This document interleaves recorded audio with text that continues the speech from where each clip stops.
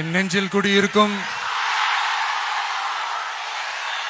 திருச்சி பகுதி மக்கள் உங்கள் அனைவருக்கும் என்னுடைய வணக்கம். எல்லாரும் எப்படி இருக்கிறீங்க? காலையில் எல்லாரும் சாப்பிட்டீங்களா? ரொம்ப நேரமா வெயிட் பண்றீங்க போல. இந்த சீக்கிரம் முடிச்சிடுறேன். கேஸ் பிரச்சனையெல்லாம் எப்படி இருக்கு? சரியாயிடுச்சா? சால்வ் ஆயிடுச்சா? கேஸ்லாம் புக் பண்ணீங்கன்னா புக் ஆகுதா? இந்த கேஸ் பிரச்சனையினால எவ்வளவு பிரச்சனைகள், எவ்வளவு டீ கடைகள் மூடிட்டாங்க, எவ்வளவு ஹோட்டல்ஸ் மூடிட்டாங்க.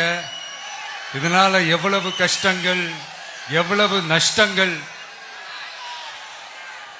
அவங்களாச்சும் கொஞ்சம் உஷாரா இருந்திருந்தாங்கன்னா இந்த கேஸ் தட்டுப்பாடை கொஞ்சம் கண்ட்ரோல் பண்ணிருக்கலாம். இவங்களாச்சும் கொஞ்சம் முன்னெச்சரிக்கையா இருந்திருந்தா அட்லீஸ்ட் நம்ம ஊர்லயாச்சும் இந்த கேஸ் தட்டுப்பாடை கொஞ்சம் கண்ட்ரோல் பண்ணிருக்கலாம். இவங்க ரெண்டு பேரும் தான் இதுக்கு காரணம். ஆனா நம்ம ஸ்டாலின் சாரை கேட்டீங்கன்னா நமக்கு அதுக்கும் சம்பந்தமே இல்லையே அப்படின்பாரு. ஆனா அவரு வீட்டுல ஏதாவது ஒரு ரைடுனா, அவரு வீட்டுல ஏதாவது ஒரு பிரச்சனைனா டெல்லிக்கு பறந்து போயிட்டு வருவாரு. இந்த கேஸ் சிலிண்டர் பிரச்சனைக்கு கொஞ்சம் டெல்லிக்கு பறந்து போயிட்டு வரலாம்ல, கொஞ்சம் பிரயோஜனமா வச்சு இருக்கும்ல. கேஸ் சிலிண்டருக்கு மானியமா 100 ரூபாய் தருவேன்னு சொன்னீங்களே, என்ன ஆச்சு? கரும்புக்கு ஆதார விலையா 4000 ரூபாய் தருவேன்னு சொன்னீங்களே, என்ன ஆச்சு? இந்த ரேஷன்ல சர்க்கரை 1 கிலோ எக்ஸ்ட்ரா தருவேன்னு சொன்னீங்களே, என்னாச்சு? ரேஷன்ல உளுந்தம்பருப்பு கொடுப்பேன்னு சொன்னீங்களே, என்னாச்சு? நானும் இது எத்தனை வாட்டி ரிப்பீட் பண்றதுன்னு எனக்கு தெரியல. நீட்டை ரத்து செய்வோம்னு சொன்னீங்களே, என்னாச்சு? சோ எதெல்லாம் அவரால் செய்ய முடியாதோ அதையெல்லாம் பொய் வாக்குறுதிகளா கொடுத்து ஏமாத்துறது தான் இவருடைய வேலையே. இப்ப அடுத்த செட் ஆஃப் இந்த பொய் வாக்குறுதிகளை ரெடி பண்ணிட்டாரு. அதனால அவரை மாதிரி நாங்க பொய் வாக்குறுதிகள்லாம் கொடுக்க மாட்டோம். மக்களுடைய தேவைகள் என்னன்னு சரியா புரிஞ்சுக்கிட்டு அதுக்கேற்ற மாதிரி தான் நாம செயல்படுவோம். 6 சிலிண்டர்கள் தாய்மார்களுக்கு கட்டணம் இல்லாம அன்னபூர்ணி சூப்பர் 6 திட்டம் சொன்ன மாதிரியே நிறைவேற்றுவோம். கல்யாணம் ஆகி போற நம்ம தங்கைகளுக்கு 1 பவுன் தங்கமும் பட்டு சேலையும் சொன்ன மாதிரியே கொடுப்போம். 60 வயசு வரைக்கும் இருக்கிற குடும்ப தலைவிகளுக்கு மாதந்தோறும் 2500 சொன்ன மாதிரியே கொடுப்போம். என்னுடைய அம்மா, அக்கா, தங்கைகள் எல்லாருமே தமிழ்நாட்டில் எந்த மூலையிலிருந்து எங்க வேணாலும், தமிழ்நாட்டுக்குள்ள எந்த பஸ்ல வேணாலும் ஃப்ரீயா சொன்ன மாதிரியே ஃப்ரீயா போகலாம். கல்வி, ரேஷன், மருத்துவம், குடிநீர், சாலை வசதி, பஸ் போக்குவரத்து, இந்த மாதிரி அடிப்படை விஷயங்கள்ல தான் எங்களுடைய முதல் கவனம் இருக்கும். நான் ஏற்கனவே சொன்னது மாதிரி நிறைய கவர்மெண்ட் ஸ்கூல்ல இந்த டாய்லெட் வசதிகள்லாம் சரியா இல்ல, அதை சரிப்படுத்தணும்னு சொன்னோம். உடனே இதெல்லாம் ஒரு பெரிய விஷயமா அப்படின்ட்டு சில அறிவாளிங்க கேட்டாங்க. அந்த அடிப்படை வசதிகள் இல்லாததுனாலதான் ஒரு 12th ஸ்டாண்டர்ட் படிக்கிற பொண்ணு ஒரு அவசரத்துக்கு ஒரு காட்டு பக்கம் ஒதுங்கினாங்க. என்னாச்சு? இந்த உலகத்தை விட்டே போயிட்டாங்க. அதுக்கு என்ன காரணம்? இந்த மாதிரி அடிப்படை வசதிகள் இல்லாததான் காரணம். அதனால என்னுடைய தாய்மார்களே, உங்களுக்கு பாதுகாப்பு இல்லாத இந்த அடிப்படை வசதிகள் கூட செஞ்சு கொடுக்காத இந்த தீய சக்தி திமுக அரசை என்ன பண்ணலாம்? தூக்கி வீசி அறிவோமா? எதுக்கு இப்ப அங்க இங்க சுத்திக்கிட்டு நம்ம ஊருக்கே வருவோம், நம்ம திருச்சிக்கே வருவோம். இங்க ஒரு மந்திரி இருக்கிறாரு, நகராட்சி துறையில வேலை வாங்கி தரதா சொல்லி கோடிக்கணக்கான பணத்தை லஞ்சமா வாங்கிக்கிட்டு தகுதியானவங்களுக்கு எல்லாம் வேலை வாய்ப்பு கிடைக்காத அளவுக்கு பண்ணிருக்கிறாரு. இதெல்லாம் எவ்வளவு பெரிய ஒரு ஏமாத்து வேலை. அதனால நம்ம தம்பி தங்கைகளே, உங்களுக்கு இந்த வேலை வாய்ப்பை பறிச்ச இந்த ஸ்டாலின் சார் சர்க்காரை என்ன பண்ணலாம்? தூக்கி வீசி எறிவோமா? உங்களுக்கு இந்த பாதுகாப்பு இல்லாத, சட்டம் ஒழுங்கு சரியில்லாத இந்த தீய சக்தி திமுக அரசை என்ன பண்ணலாம்? தூக்கி வீசி எறிவோமா? நகராட்சி துறையில மட்டுமே 1000 கோடிக்கு மேல ஊழல்னா அப்ப மத்த துறையில எல்லாம் கொஞ்சம் கணக்கு போட்டு பாருங்க, தலையெல்லாம் சுத்தி போயிடும். நான் கொஞ்ச நாளைக்கு முன்னாடி சொல்லியிருந்தேன், இந்த ஸ்டாலின் சார் டாக்ஸ் அப்படின்ட்டு, இந்த ஜிஎஸ்டி மாதிரி எஸ்எஸ்டி, அதை பத்தி அவங்க வாயை திறக்கலைங்க. என்னமோ அவங்களே ஒத்துக்கிட்ட மாதிரி இருக்குது. ஆமா, இப்படி ஒரு டாக்ஸ் இருக்குது அப்படின்னு அவங்களே ஒத்துக்கிட்ட மாதிரி ஆயிடுச்சு.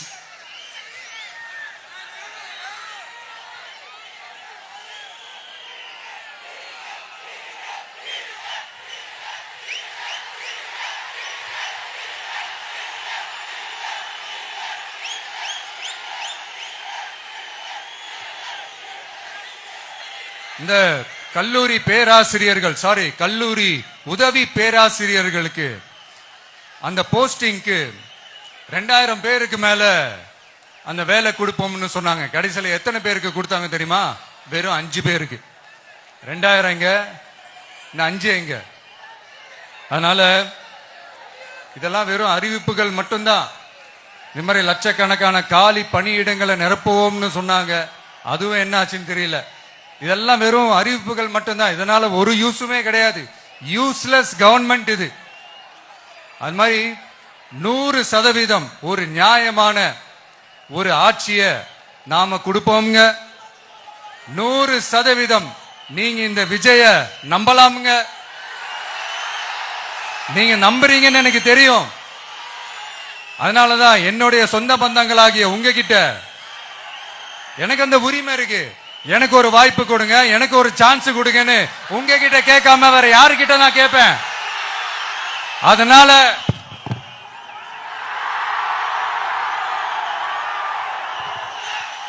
எனக்கு ஒரே ஒரு வாய்ப்பு கொடுங்க.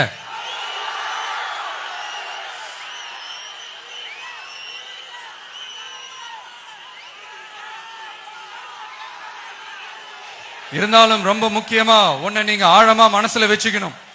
இந்த எலெக்ஷன்ல திமுக ஏலத்தில் எடுத்திருக்கிற கல்லாப்பெட்டி கூட்டணியோட சேர்ந்து, அப்புறம் நாம ஏற்கனவே சொன்னோமே அந்த மற்றும் பலர் கூட்டணின்னு ஒண்ணு இருக்குல்ல, அவங்களோடும் கள்ள கூட்டணி போட்டுக்கிட்டு எல்லாரும் முன்னா சேர்ந்துகிட்டு நம்மள உங்க விஜய எப்படியெல்லாம் எதிர்க்கிறாங்கன்னு நான் சொல்லிதான் உங்களுக்கு தெரியணும்னு அவசியம் இல்ல. இந்த கரூர் நிகழ்ச்சி சூழ்ச்சின்னு பலர் சொல்றது மாதிரி நம்ம கடைசி படமான ஜனநாயகன், அதான் நம்ம மனசுக்கு நெருக்கமான உங்க எல்லாரோடும் நமக்கு இருக்கிற பூர்வ ஜென்ம பந்தத்தை இன்னமும் எங்க இறுக்கமா மாத்திடுமோன்னு, எங்க அது இந்த தேர்தல்ல நமக்கு மிகப்பெரிய ஆயுதமா மாறிடுமோன்னு ஒரு கூட்டு சூழ்ச்சி, அதோட இன்னும் பல பல சூழ்ச்சிகள். அதனால உங்க மகன், உங்க அண்ணன், உங்க தம்பி, உங்க விஜய் கேட்கிறேன், உங்களுக்காக நீதி கேட்க வந்த எனக்கும் சேர்த்துதான் நீதி வேண்டும். அவங்க கொள்ளையடிக்க இதுவரைக்கும் எப்படி உங்களை ஏமாத்திட்டு இருக்காங்க தெரியுமா? இந்த காங்கிரஸ்ல இருக்கிற சிலரை கையில பணப்பையில போட்டுக்கிட்டு சிறுபான்மை மக்களை ஏமாத்த ஒரு நேரடி பாதி கதர் கூட்டணி, அப்புறம் இந்த மற்றும் பலர் கூட்டணின்னு ஒண்ணு இருக்குல்ல, அதோட டெல்லி ஓனரோட ஒரு கொள்ளைப்புற கள்ள கூட்டணி, அதாவது பாதி காவி கூட்டணி. கொள்கைன்னு ஏமாத்துறாங்க. அதனால இந்த திமுகவையும் நம்பாதீங்க, இந்த பாஜகவையும் நம்பாதீங்க. 2 பேரும் வேற வேற கூட்டணி எல்லாம் கிடையாது, ஒரே கூட்டணி தான். 2 பேரையும் நம்பாதீங்க. இதுல எந்த டவுட்டும் உங்களுக்கு வேணாம். நீங்க திமுகவுக்கு ஓட்டு போட்டாலும் சரி, அந்த மற்றும் பலருக்கு நீங்க ஓட்டு போட்டாலும் சரி, நீங்க யாருக்கு ஓட்டு போடுறதுக்கு சமம்னு நீங்களே புரிஞ்சுக்கோங்க. அதனால இந்த வரப்போற தேர்தல்ல டிவிகேக்கு உங்க சப்போர்ட்டை கொடுங்க. இன்னும் பல வருஷத்துக்கு தமிழ்நாடு சூப்பரா இருக்கும். அப்புறம் நான் ஒரு விஷயத்த திருப்பி ரிப்பீட் பண்றேன்னு சொல்லி யாரும் தவறா எடுத்துக்க வேணாம். ஏன்னா அது என்னுடைய கடமை. ஒவ்வொரு ஊருக்கும் போய் அதை நான் ரிப்பீட் பண்ண சொல்லியே ஆகணும். ஏப்ரல் 23ஆம் தேதி சும்மா காலங்காத்தால பக்காவா ரெடி ஆயிட்டு ஓட்டர் ஐடி கார்டை கையில எடுத்துக்கிட்டு முதல்ல பூத்துல போய் நின்னு அந்த விசில் சின்னத்துக்கு நேரா இருக்கிற அந்த பட்டனை ஒரு அழுத்துங்க. உங்க வீட்டுல இருக்கிற ஒவ்வொருத்தரையும் அழைச்சிட்டு போங்க. சப்போஸ் வெளியூர்ல இருந்து இங்க திருச்சியில இருக்கீங்கன்னா என்னடா ஊருக்கு போய் ஓட்டு போடணுமேன்ட்டு அசால்ட்டா விட்டுறாதீங்க. இப்பவே அட்வான்ஸ் அவங்களுடைய டிக்கெட்டை புக் பண்ணுங்க. இது ஒரு தலைமுறைக்கான ஒரு தேர்தல், உங்களுக்கான தேர்தல். எவ்வளவு பெரிய வசதியான வாழ்க்கையா இருந்தாலும் எல்லாத்தையும் உதறி தள்ளிட்டு உங்களுக்காக மட்டுமே வந்திருக்கிறேன்.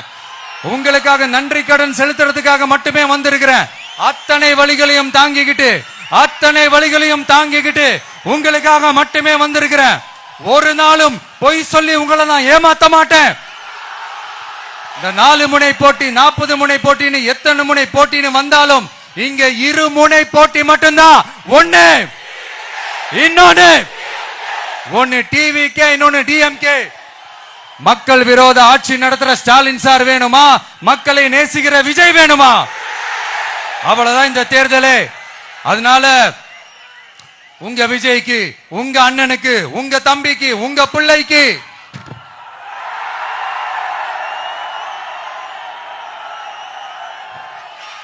ஒரே ஒரு வாய்ப்பு கொடுங்க. தயவு செஞ்சு விசில் சின்னத்துக்கு ஓட்டு போடுங்க.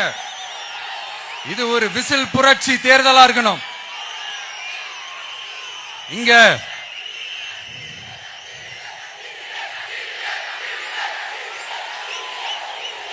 தேங்க்யூ.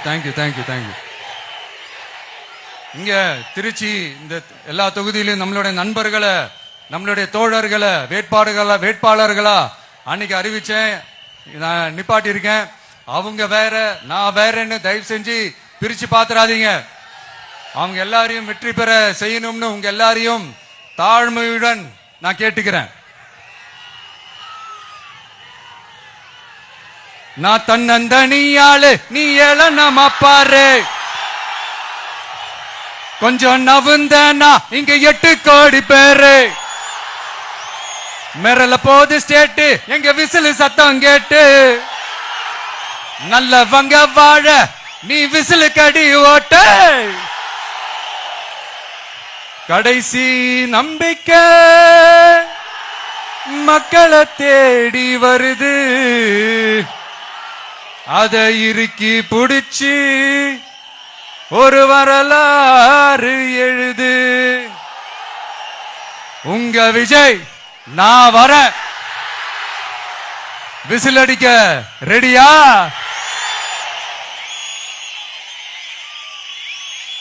கான்பிடண்டா இருங்க. நல்லதே நடக்கும். வெற்றி நிச்சயம். மீண்டும் சந்திக்கும் வரை நன்றி, வணக்கம்.